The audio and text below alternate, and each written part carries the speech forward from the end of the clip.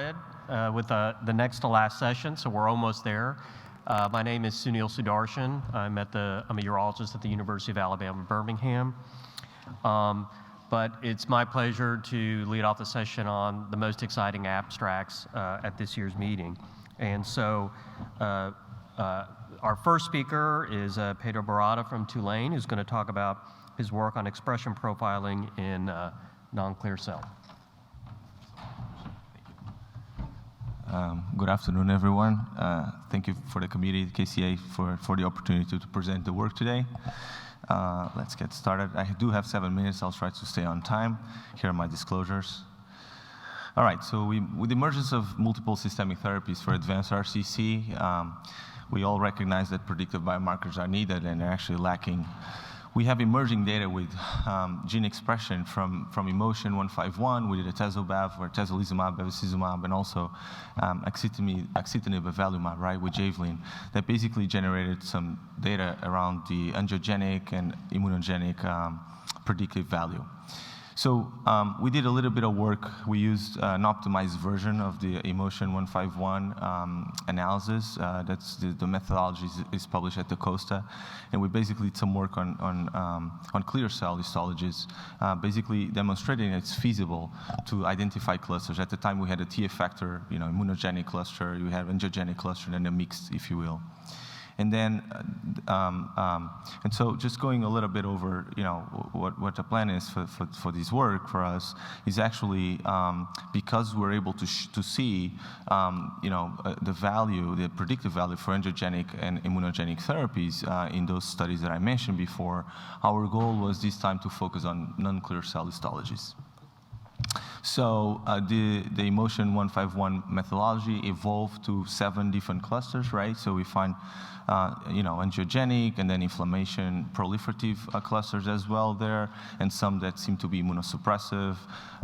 And so these analyses actually published by Dr. Motzer, Dr. Rini, and the group last year, and so. And so what we did is actually we tried to use kind of a similar approach in a real-world setting. So for each sample that I'm going to show you, we basically took the highest cluster because some of the tumors had more than one, right? So we took the highest cluster score to determine the subgroup assignment. So what did we do? Well, we use a commercially available assay. It's called Caris. It's a commercially available CLIA certified lab. They do all transcriptome sequencing, so they all have the data. They don't release it to patients, so when we order it, we don't have that report, but the data sits there. And then via research arm of Caris called POA, Precision Oncology Alliance, we actually, a group of GU folks sit down and go over research projects, and that's how I got access to that data, and we run that analysis. We did central path review to confirm the non-clear cell samples here. So here's a little bit of the baseline characteristics. You'll see that we show clear cell here just for comparison. The majority actually clear cell, over 500 samples. So each column is a subtype. You'll find the non-clear cell subtypes on the right. We have a good prevalence of papillary, chromophobe as well. A little bit less prevalence or inclusion of collecting duct and medullary RCC. I should say that about half of these samples came from renal biopsies, and the other half came from different, metastatic sites. So there's a lot of heterogeneity there.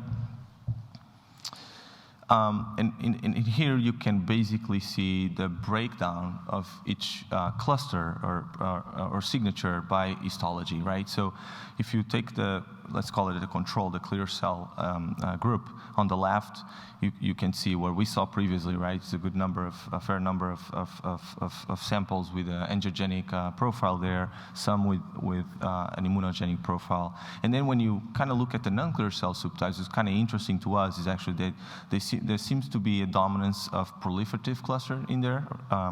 And also the other aspect that I think might be relevant is the lack of angiogenic clusters in the non-clear cell subtypes. This is perhaps the busiest slide I have. This is the heat map. So the heat map is organized in such each column is one of the clusters, 1 to 7. And then on the left, you'll find the different factors of interest. You have a little bit of demographics there, and then you're going to have some immunogenic markers like PD-L1, sarcomatoid rhabdoid features, and then you also have what I haven't mentioned before, which is a microenvironment cell population.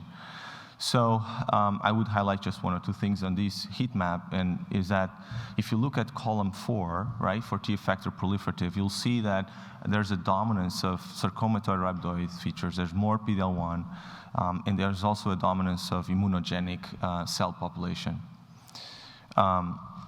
You also have, in opposition to that, you have immunosuppressive cell types more abundant in a different cluster, stromal or proliferative. And in addition to that, you'll see there's also an expression of we found endothelial cells more abundantly in the angiogenic groups 1 and 2. We also asked a question about what happens for these tumors with and without sarcomatoid and rhabdoid features. So what's kind of, I guess, in common, so on the left, you'll see the first 2 columns for clear cell, and on the right, the non-clear cell. I think what you see there's in common there is there's a highly expression or prevalence of T effector proliferative subgroup in clear and non-clear cell with sarcomatoid and rhabdoid features. So the story seems to make sense here as well. Finally, we looked a little bit about other factors in relation to immunotherapy, meaning PD-L1, mismatch repair, MSI high, and tumor mutational burden. I have to say some of the numbers here are very low, and so I don't think we have to say a lot about it. But in general, we'll say we did find highest rates for MSI and TMB, tumor mutational burden, for the collecting duct. And rare in other subtypes. Again, the numbers are definitely low here. So, of course, this work has a lot of limitations, right? We didn't have access to clinical data so far. That's a lot of common problem to a lot of the real-world data sets. There's one of the issues. Of course, we have heterogeneous representation of different subgroups for non-clear cells. Some of the groups were underrepresented, I guess. But despite that, I think it's interesting to note that non-clear cell histologies were not associated with angiogenic subtypes, and were more associated with proliferative subtypes, for instance. And I think this data helps us to get a little more understanding of what we can do with it in terms of personalized treatment in the future for patients with non-clear cell histologies. I think prospective validation is important, especially in the non-clear cell. And so that's kind of the next steps we have planned for this kind of work, is to try and explore this in other data sets, in clinical trial setup, but also in the real world setting, where we actually can bring clinical data to, also, among other things, to prove their predictive value. I just want one last slide to say thank you to the group. This is a POA, Precision Oncology Group. So again, we meet a few times a year. We submit a research concept. The group has been nothing but cordial, and a lot of great mentors there as well. And we're able to actually leverage these kind of studies, which is something I'm really happy to be part of. So thank you again for your attention, and I'm glad to be here live. And I wish you a safe travel home. Thanks. Thank you, Pedro. I forgot to mention Darren Feldman from Memorial is also co-moderating. He's joining us virtually, so he'll be involved in some of the later introductions. So speaking of Memorial, our next speaker is a urological oncology fellow, Sari Khalil, who's going to talk about a very interesting aspect of cytoreductive nephrectomy. So thank you. Thank you for having me. So my name is Sari Khalil. I'm a urologic oncology fellow at Memorial Sloan Kettering in my research year. And the topic of my talk is going to be something we touched upon earlier today, where it's the outcomes of patients who receive cytoreductive nephrectomy followed by active surveillance in metastatic renal cell carcinoma. I don't have any disclosures. And essentially, as we all know, the role of cytoreductive nephrectomy has been really changing with the introduction of very effective systemic therapies. However, these systemic therapies are not without significant side effects. So, you've got grade 3 to 4 adverse events in roughly 40–50% of IO trials, sometimes even higher with VEGF-I, depending on how you're classifying them. And so the option of management with just cytoreductive nephrectomy followed by active surveillance remains a valid option for the management of select patients. And I'm going to go over one major study in this regard that we also talked about earlier today. But essentially, there were a couple of studies prior to this that looked at active surveillance in patients with metastatic renal cell carcinoma. And I want to emphasize that the difference from the study that I'm going to present is that not all these patients had cytoreductive nephrectomy, except in the case of the study by Wong et al. But essentially, they showed that there's a reasonable amount of time that you can buy for these patients without receiving systemic therapy, simply by treating the primary tumor with cytoreductive nephrectomy along with the regional metastases. So the key study I'm going to discuss is a study by Dr. Rini, wherein it was a phase 2 trial of patients who were treatment naive with oligometastatic disease, and they were placed on active surveillance. And again, I think roughly 84% of those patients had a nephrectomy, but it was not clear as to whether it was a cytoreductive nephrectomy or not. 98%. And so the median time on active surveillance was studied, and the endpoint was the patients getting started on systemic therapy based on a shared decision between the patient and the provider. And what they did that was very interesting is they did what's called a recursive partitioning algorithm, where they went back from the outcomes that they were looking at and looked for predictors that were breakpoint in the recursion for these outcomes. And based on that, they found two key predictors that I will be using for the rest of the study, where they noted that having no more than one IMDC risk factor and no more than 2 metastatic organ sites were key predictors of longer period of active surveillance, that is, period of not receiving systemic therapy. And these are the Kaplan-Meier curves they showed in their study, and what you can see is quite the difference, 22.2 months versus 8.6 months, depending on the Rini risk category. And so in this study, what we did is we did a retrospective evaluation of 97 cases of patients who had undergone upfront, so they were systemic therapy naive, upfront CRN plus AS between 1989 and 2020. And the primary outcome in this case was intervention-free survival. So this is different from the Rini study in that we looked at the combination of any intervention, whether it's systemic therapy, metastectomy, focal therapy, radiation, all in one. And the secondary outcomes were cancer-specific survival and overall survival. Full disclosure, we did look at progression-free survival with RECIST criteria, but the issue was that the imaging that could be used for that was available for less than 75% of the patients, so I will not be discussing that here. And then we compared the outcomes in the patients by Rini criteria, so Rini favorable versus Rini unfavorable.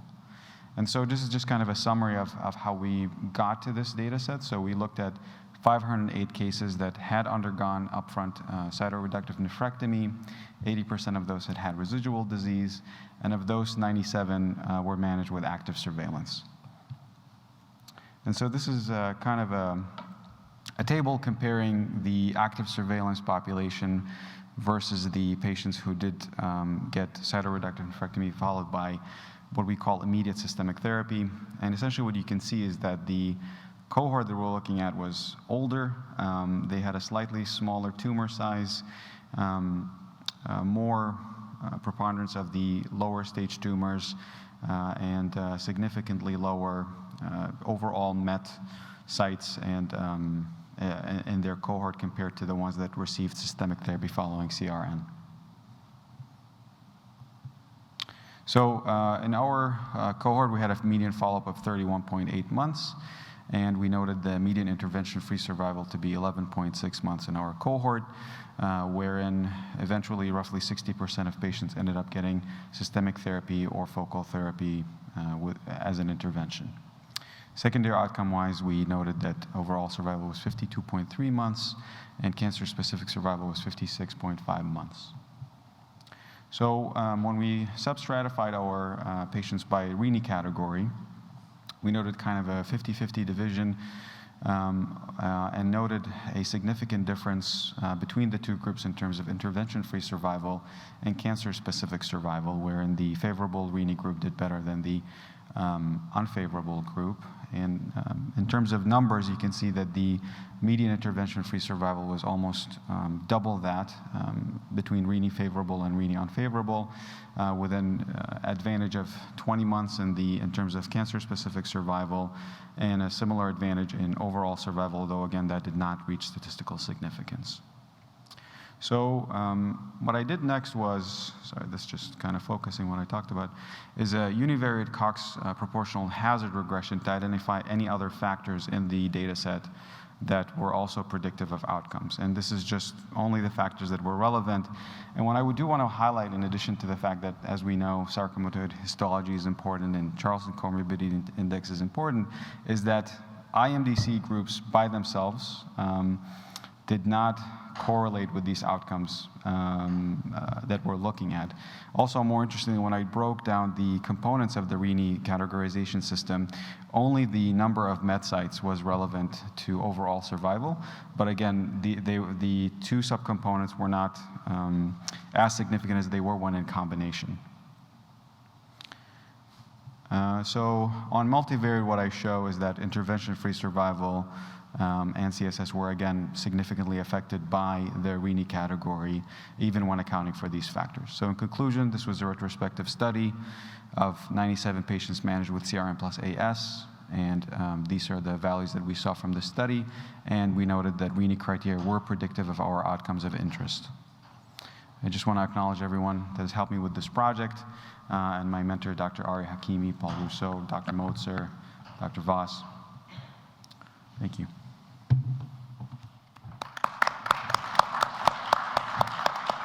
Okay, well, it's my pleasure to be co-chairing the session with Sunil, and I think we have some additional exciting abstracts to present. So the next presenter will be Charlotte Spencer, who will be talking to us about machine learning predicts BAP1 and PBRM1 mutation status. Hi, thank you so much, and I'm so sorry not to be joining you there today in Austin. I'm thrilled to have the opportunity to discuss the work in our lab at the moment, where we're using machine learning algorithms to understand the histological genomic relationships in renal cell carcinoma using the TRACERx renal data set. I've got nothing to declare. So, this audience knows better than most that clear cell renal cell carcinoma has very unpredictable and variable clinical presentations. In terms of small renal masses, some are very small and slow growing and never really progress, and others will rapidly develop into widespread aggressive metastatic disease, and it's very difficult to separate the indolent from the aggressive. Similarly, in advanced cancers, a third of patients present with metastatic disease. The remainder will undergo nephrectomy with curative intent, and then the patterns of relapse become very difficult to predict. Some will, again, present with these very rapid, aggressive tumors with widespread metastases, whereas others will have no relapse until decades later, where they may develop a single latent metastasis.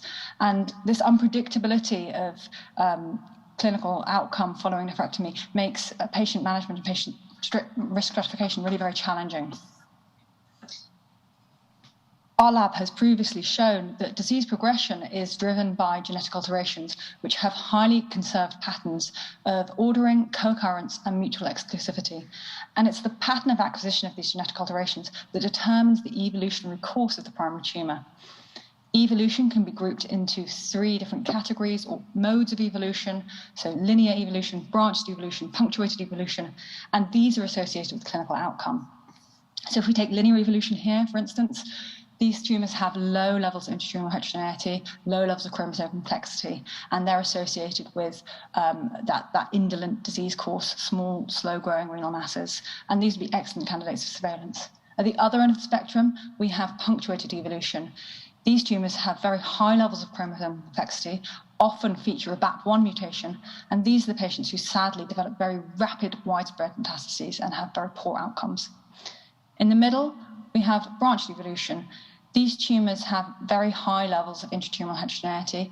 Often there's a PBRM1 mutation, and these patients do develop aggressive disease eventually, but it does take time. The current diagnostic gold standard is histological analysis. However, as I've just described, genomic profiling can add really important prognostic information, which would be really useful for patient risk stratification. I also described that very profound genetic intratumoral heterogeneity, and that would necessitate multi-regional sampling in order to capture that variation, which essentially precludes the use of genomic profiling in the clinical setting because of logistical and cost constraints. However, that intratumoral heterogeneity can be captured by histology, and in fact already is, because it's part of the routine, multi-regional sampling is part of the routine histological workflow. So it can be seen that predicting genetic alterations from histology would present a really cost-effective and critically a very implementable solution. I'm really privileged to be working with the extraordinary data set of TRACERx Renal, which is a prospective translational study. We have 94 ex vivo sampled cases of clear cell renal cell carcinoma, which are multi-regional sampled. So a single tumor may have up to 90 samples taken from it. So that means that we are really comprehensively capturing that intratumoral heterogeneity. What's also important about the way that we collect the data is that each tumor region sampled is bisected. Half of it is frozen, which then can go for molecular profiling, so we get the genomic profiling that way, and the other half is formalin fixed and paraffin embedded for histological analysis.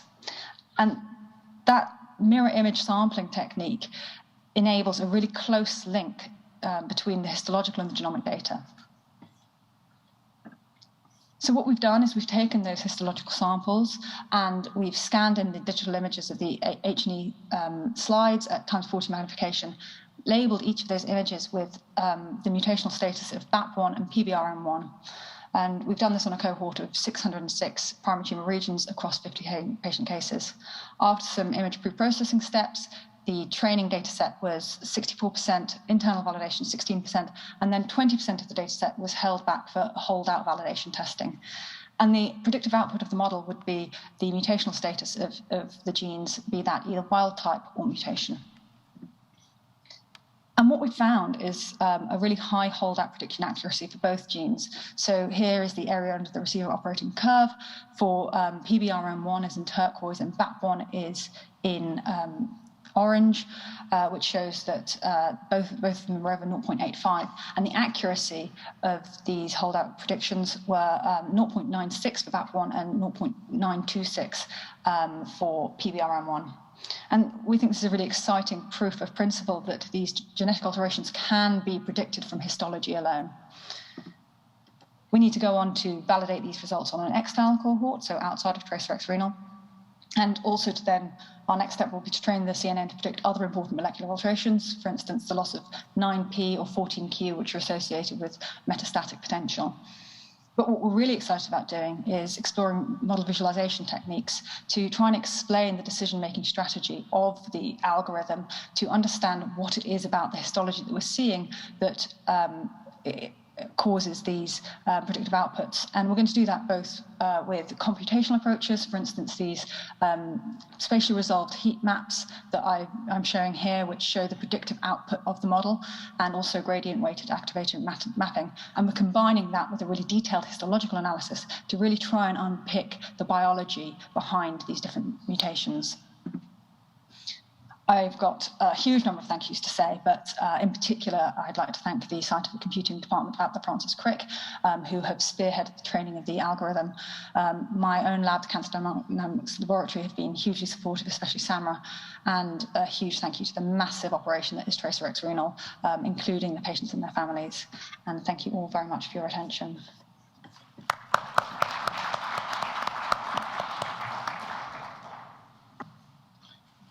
Thank you. That was an excellent presentation. Now it's my pleasure to introduce Nizar Tanir from MD Anderson Cancer Center, who's going to be discussing the long-term survivors of CheckMate 214, ipilimumab plus nivolumab versus sunitinib. Dr. Tanir.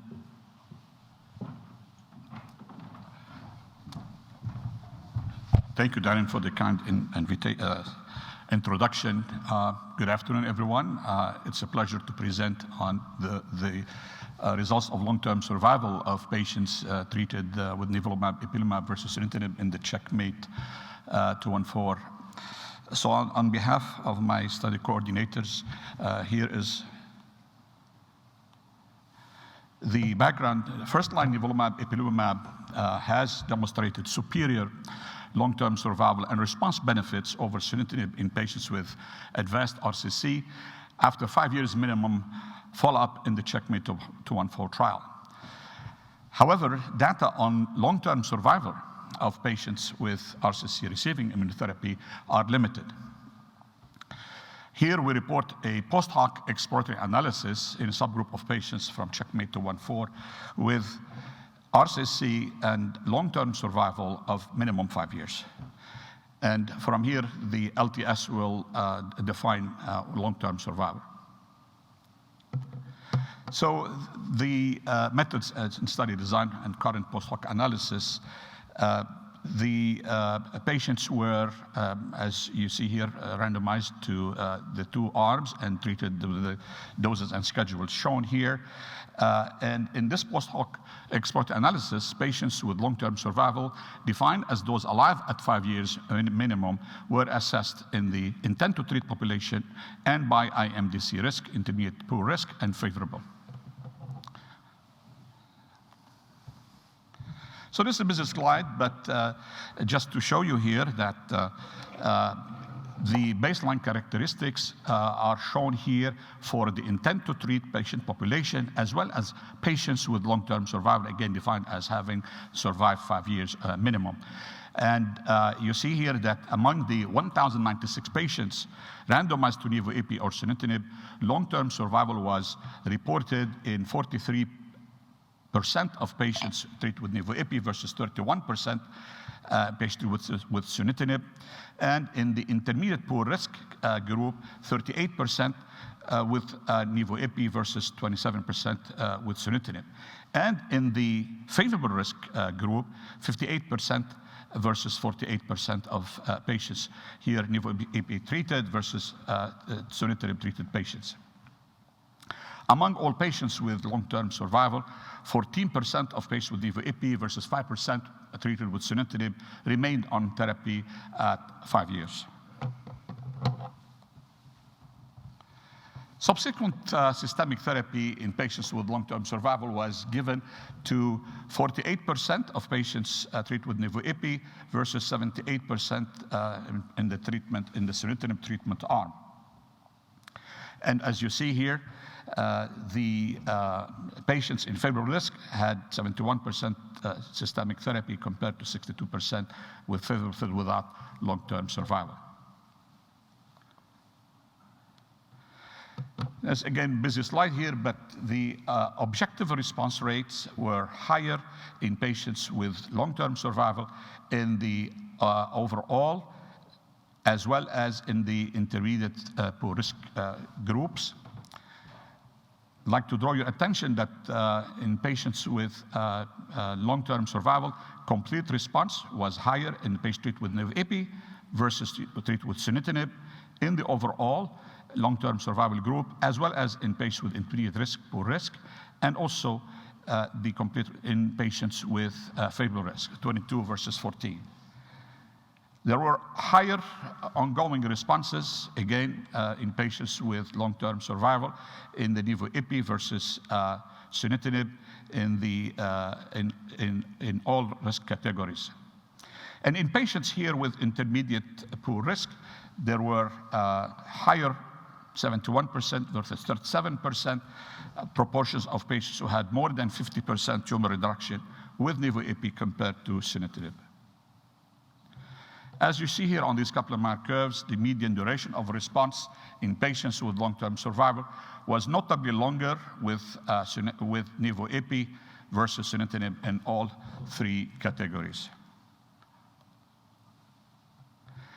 And a very important concept of treatment-free interval in patients with long-term survival and confirmed response. More responders with long-term survival experienced a treatment-free interval with nivo-ipi versus sunitinib.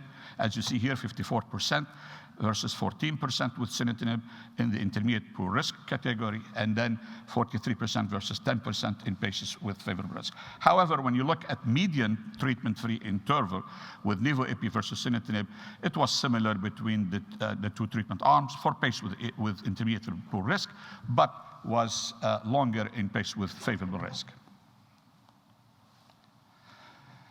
Treatment exposure. So treated patients in the nivo-ipi arm for the overall study population received a median of 14 doses of nivo and 4 doses of ipi.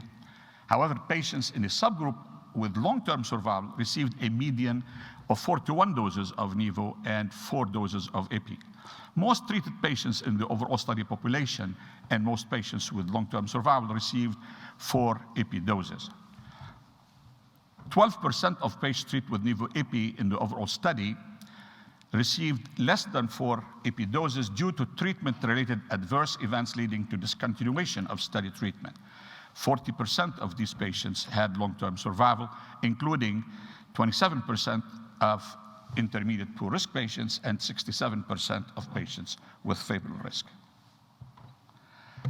When it comes now to safety, in the overall study population, any grade treatment AEs leading to discontinuation occurred in 23% of patients treated with nivo-ipi versus 13% treated with sunitinib. But in the subgroup of patients with long-term survival, 28% of the patients treated with nivo-ipi discontinued therapy because of toxicity versus 16%.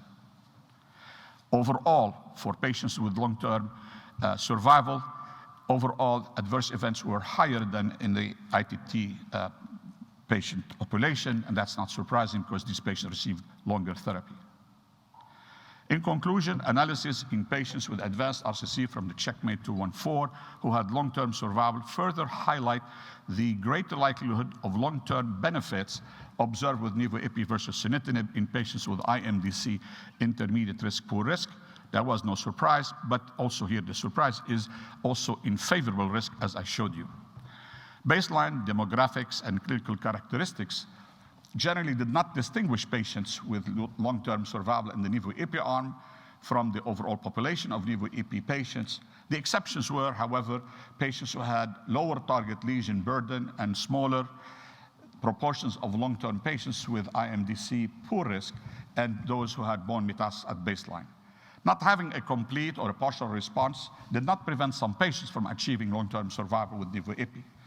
As you saw, more than 75% of patients with long-term survival in the sunitinib arm received subsequent systemic therapy, mostly was nivolumab.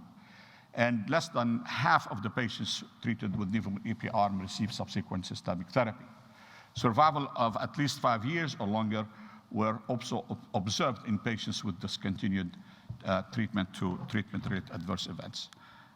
Thank you for your kind attention and the invitation to present this data. Thank you so much, Dr. Tamir. And now it's my pleasure to introduce our presenter, who is an awardee of KCA Young Investigator Award.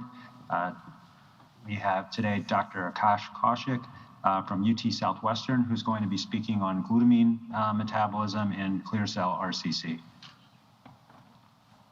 Thank you very much for the introduction. I'm a postdoc in the lab of Aldebaran at University of Texas Southwestern Medical Center, and I want to thank the organizer for giving me this opportunity to talk about my research work. I want to start with the general disclosure. I don't have any disclosure. I want to start with the general concept in the field of cancer metabolism that mutations in oncogenes and tumor suppressors rewire metabolic reprogramming that provides biosynthetic needs for the growth of tumors and cancer progression. And in fact, in clear cell renal cell carcinoma, the loss of one endowed tumor suppressor activates HIF signaling that constitutively leads to changes in central carbon metabolism, leading to an enhanced glycolysis and decreased oxidative phosphorylation phenotype, which is widely termed as the Warburg effect. The most convincing evidence to support this enhanced metabolic reprogramming comes from human infusion studies in which the patients were intraoperatively infused with 13C carbon labeled glucose, and this work was discussed by my colleague Divya Baswada yesterday. the most striking aspect of this study was that pyruvate oxidation into the TCA cycle was found to be significantly suppressed. So we asked a very simple question: what is the fuel source for the TCA cycle, as TCA cycle is essential to support the growth of the tumors? So we use patient-derived xenografts to ask the question, can we identify the fuel source for the TCA cycle? And we used these mice that had tumors implanted in their kidney with universally carbon-labeled glutamine. This is one of the most abundant amino acid in circulation, and glutamine is an important anapyrotic precursor shown in literature. So we asked question, can glutamine carbon fuel into the TCA cycle? And shown on your right is we observed that majority of the tumors that we investigated showed a significant increase in the carbon originating from glutamine into the TCA cycle intermediate, especially the conversion of glutamine to glutamate shown here in the blue bars. This really indicated that these tumors have very high levels of glutamine metabolism. And I do want to point out that this is one of the only tumor type that we have found so far compared to any other tumor type that we have studied to show a significant amount of glutamine metabolism. So we wanted to develop an understanding of what would be the aspect of targeting glutamine metabolism in these models. So we know that glutamine can be catabolized by glutaminase or aminotransferase to form glutamate, which fuel into the TCA cycle. And there has been a lot of interest in targeting glutaminase using CB39, which was used in the clinical trials by Calithera. So we use glutaminase to inhibit glutaminase inhibitor CB39 and found that our PDXs showed significant response in their tumor growth, although the tumor volume was stable throughout our treatment strategies, suggesting that the drug had a cytostatic effect, not a cytotoxic effect. But when we closely looked at the tumor and asked how much of glutamate is derived from glutamine, we observed that majority of the tumors showed variable response. While some tumors showed a significant drop in the glutamate derived from glutamine, some others showed variable response from minimal impact to no impact.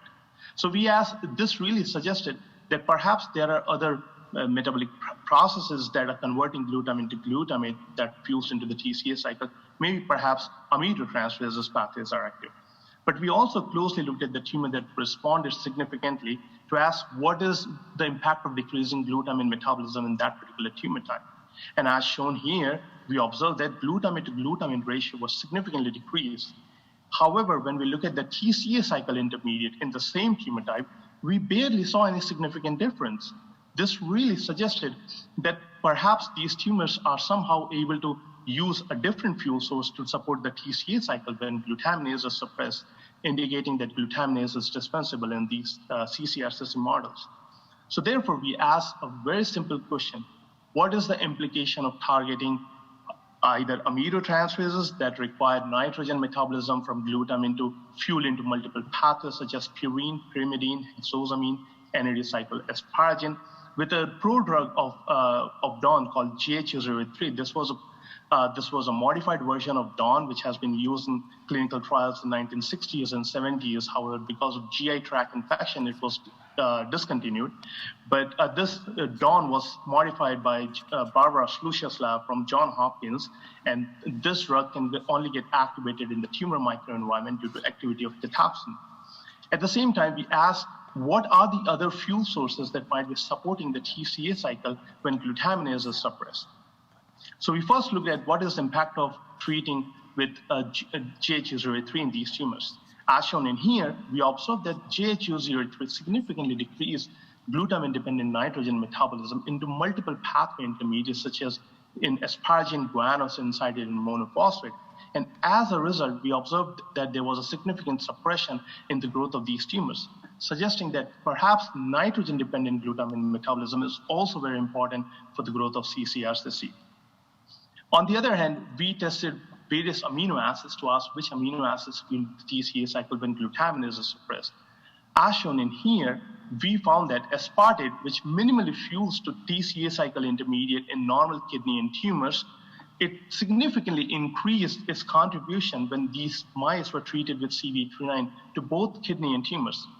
This perhaps suggests that targeting glutaminase, along with inhibitors of aspartate metabolism, would be beneficial to obtain maximum suppression of the TCA cycle activity in these tumors to obtain that would result in a better therapeutic response.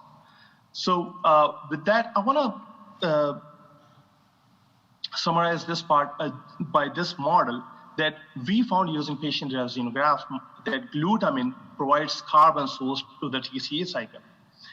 And that there is, upon treatment with CBA3, although we can decrease glutamine metabolism into the TCA cycle, there's a contribution of aspartate that fuels into the TCA cycle to maintain its activity. On the other hand, the nitrogen metabolism originating from glutamine that fuels multiple aminotransferase pathway is also crucial for tumor growth. So overall, our observations suggest that perhaps a combination therapy targeting both carbon and nitrogen metabolism would be crucial for obtaining a better therapeutic response in these PDX models. With that, I want to acknowledge my mentor, Rob DeBardenis, for his continued mentoring and support, all the collaborators, and especially I want to thank the KCA for the Young Investigator Award for supporting my research work. And thank you very much for your attention.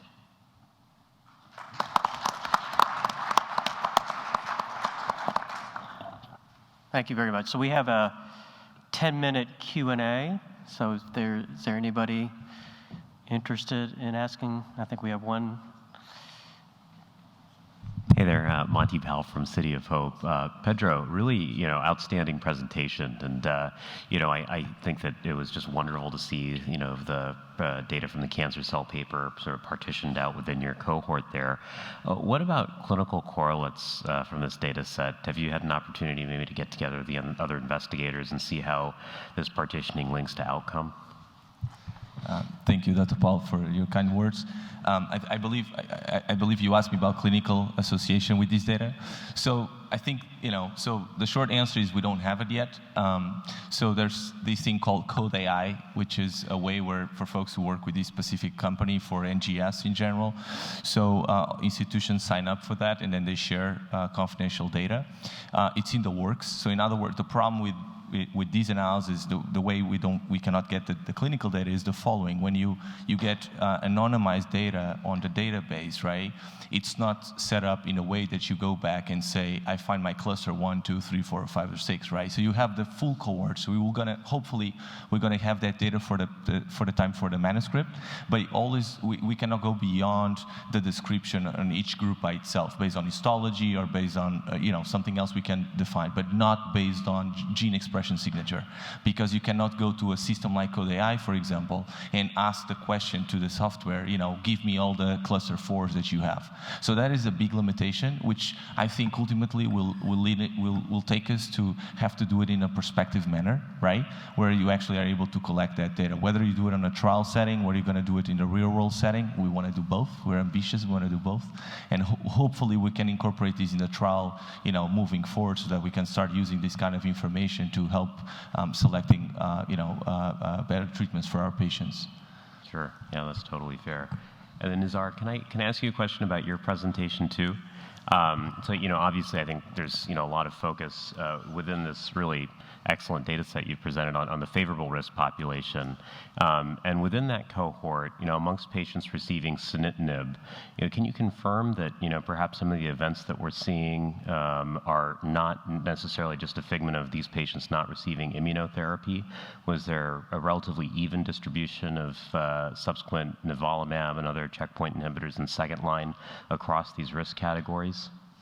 So as I mentioned, I think patients who were treated on the sunitinib arm after they had progressive disease on the trial, CheckMate 214, most of them received nivo monotherapy, if that's your answer, the question, right?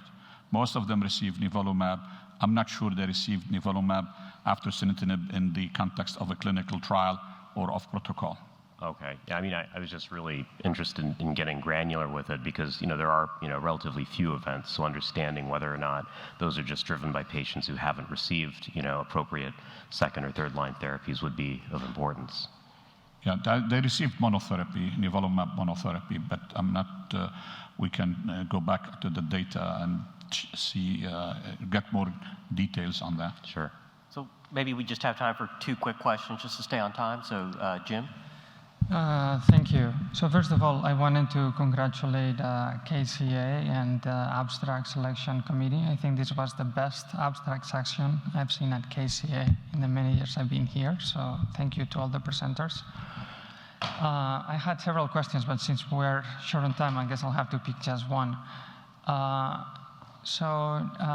And I guess it's going to be for Nizar. So Nizar, you mentioned, and obviously this is almost like a self-fulfilling prediction, but those patients that were in your cohort of long-term survivors had a median number of 43 cycles of therapy, if I recall the number correctly, which was substantially larger than for the rest, which is not unexpected. But do you think it is possible that stopping immune checkpoint inhibitor therapy after 2 years could be insufficient for some patients?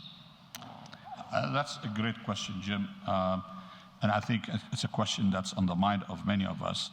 As you know, many clinical trials have, in their design, a treatment design, stopped therapy after 2 years of PD-1 antibody. And even, I think, the CheckMate 214 did not initially, in the initial design, did not mandate patients to stop Nivo after 2 years of maintenance therapy. So patients were continued. That's why you see that the vast majority of patients continued therapy. In fact, only those who developed treatment-related adverse events that led to discontinuation discontinued before the 2 years. But it's a question that's important for the field, for patients. Obviously, patients would like to get off therapy and not continue indefinitely receiving, even if they are tolerating it well without treatment-related adverse events. Talking to Jim Allison, at MD Anderson, he does not believe that if a patient achieves a complete response with immune checkpoint inhibitor, especially if they received IPI for doses, that they need to continue therapy indefinitely. But I know some of us do that for our patients, especially if it's provided by the trial and their patients are tolerating it. My own practice, I do stop it after 2 years, even if, as long as we have that flexibility on the trial, I do stop it after 2 years. Dr. Leibovich?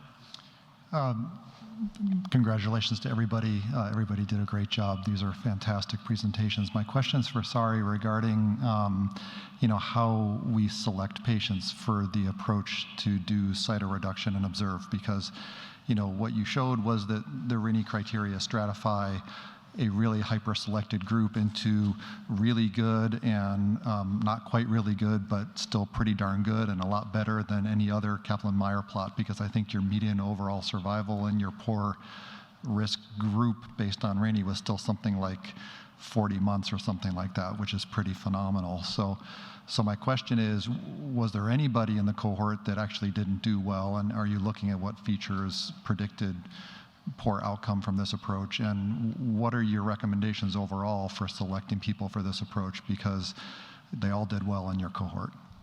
That's a great question. Thank you. Yeah, so we did look at multiple variables to predict. I think one was just we looked at the features that discriminated the patients that were distinct for the patients that went on the active surveillance, and they were generally had smaller tumors with lower stage. But I think the patients, in terms of things that were predicted poor performance, the only thing that came out was when we looked at the indication for receiving an intervention that was non-systemic therapy, so focal therapy of any sort.